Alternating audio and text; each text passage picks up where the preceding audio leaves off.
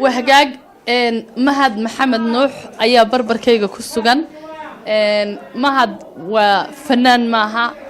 وريه معها سياسي معها لكن وادتك إلهي هيبة جاركا وسيء مجال كنول فركوترسكا مهد إن بدن أيان دقيستي أديكو waxaan idhaahdayay heeso badan iyo waliba qisooyinkoodii ka sheekeynaya bal waxaad jecelahay mid kamida qiso aad ii soo jiidato waliba dhowr cishana aad ii jartoon ku waayay inaad bal qisadaas iyo heestiyo isku aad nooga sheekayso horta waad mahadsantahay sagalay maanta in badan way doontoon ka cararay maanta wada qabato waan ku jiraa nin weyn waxa la yiri hadii mar galo sida uga baxayo isagay u taala ولو أنا ذو حوين بيجو حرم هاس وحفيلنا هاي هاستن خبر سوي شيء ذو قبته ها هاستن بس إذا هدان قصة كوبا نين غير قبيلية أو هدي أبي إذ ما هيو اللي هذا متان أي هاستن لها قصنا ويكون تمد لكل معناه ذو حوي هدان قصتي كشكل مركنا وحكوا حكت اللغة الراعي صوب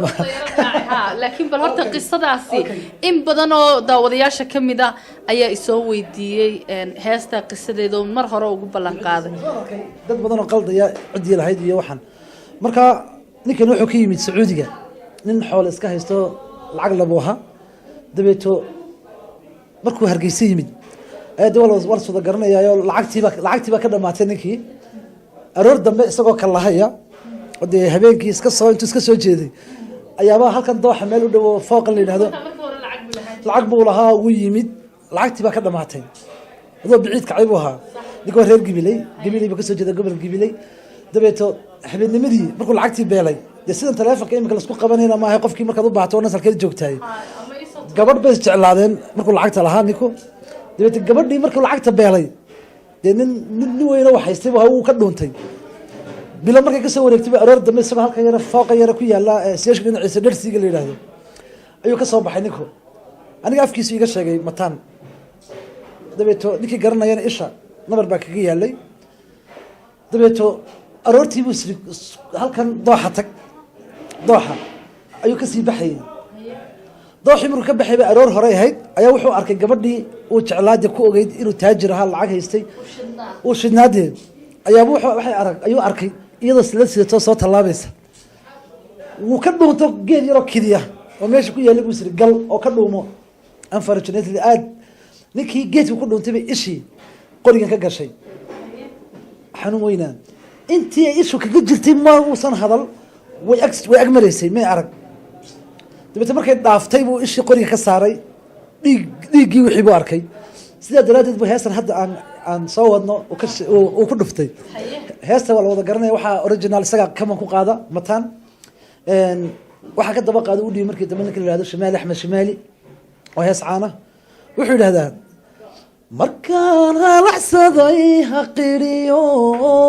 halashay haalistii wadnahaw halkay qoontaan hayaaye hareerna u liici waaye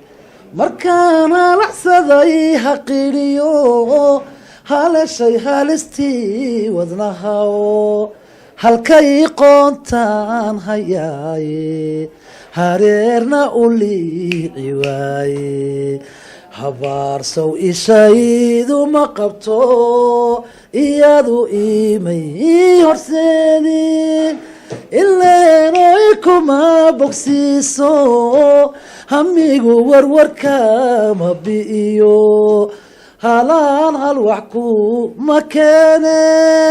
adduun hawli kama dhamaate beedka labaadna wuxuu idhahdaa hodmane waa eebahaye hantaa ifka laysku dhaafo ma haysto hungaanahayo adduun waa hoos wareege hamhamtusow agtayda maaho sagalday intaa ku hadaaqimaayo ileeroy kuma bogsiiso hamigu warwarkama bi'iyo halaacal wax ku ma keene adduun hawli kama dhamaate